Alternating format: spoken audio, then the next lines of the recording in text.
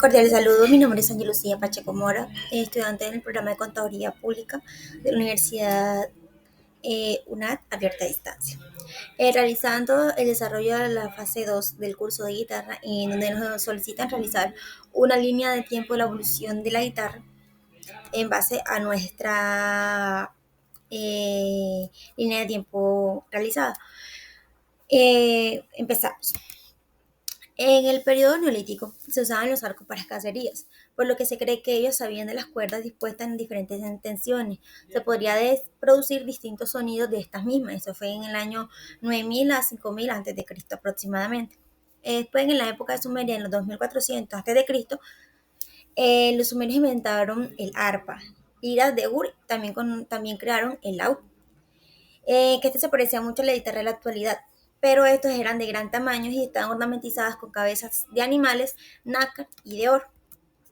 Luego, en la antigua Grecia, en los 1000 años antes de Cristo, así como van pasando el tiempo, van pasando las civilizaciones de una a otra, estos adaptan los instrumentos a su propia cultura, que eran los antecesores que mencioné anteriormente, la lira, el laúd y el arpa. Adaptan los instrumentos a su propia cultura e inventan la guitarra, que es el nombre etimológicamente parecido a la guitarra, que es el que vemos acá.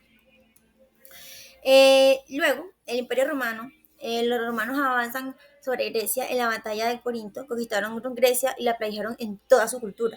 Es decir, ellos robaron la guitarra y latinizaron con el nombre de la cítara, así dándole un nuevo diseño, aumentando su tamaño y mejorando su sonoridad. Luego, en el califato ortodoxo, que fue en el año 632 a 661 aproximadamente, tomaron el laúd como instrumento tradicional y lo llamaron ud, al cual hicieron modificaciones según la cantidad de cuerdas, los materiales con los que las construían, y quitaron los trastes para poder ejecutar cuartos de tono.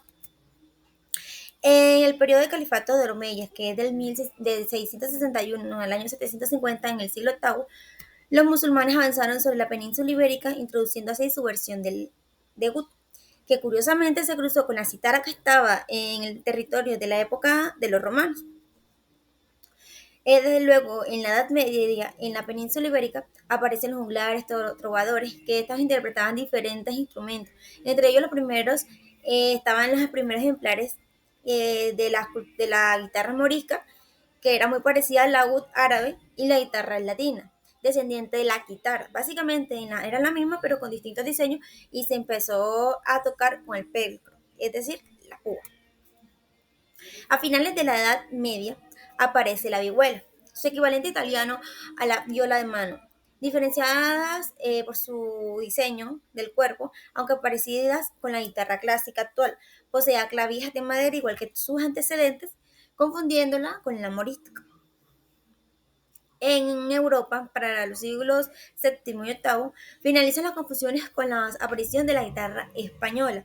A diferencia de la actual, esta tenía 5 cuerdas, y no fue hasta el siglo VIII que Jacob Otto agregó la sexta, obteniendo la afinación que se conoce hoy en día. Por el auge de la música barroca, Antonio Saverini y Joachim Helking moldearon la guitarra actual. Luego, en el siglo XX, se da la primera aparición de la guitarra eléctrica, que esta comercialmente exitosa fue creada por Rickenbacker en 1931, como la guitarra, y se fuera muy conocida como la guitarra de sartén. Esto era por su forma. Sin embargo, una de las más icónicas es la de Telecaster, que fue lanzada en 1950 por Leo Fender, lo que marcó el hito de la historia de la guitarra eléctrica. Luego, en 1960, con los avances tecnológicos, permitieron que la combinación de una guitarra acústica y una guitarra eléctrica para una mejor amplificación del sonido.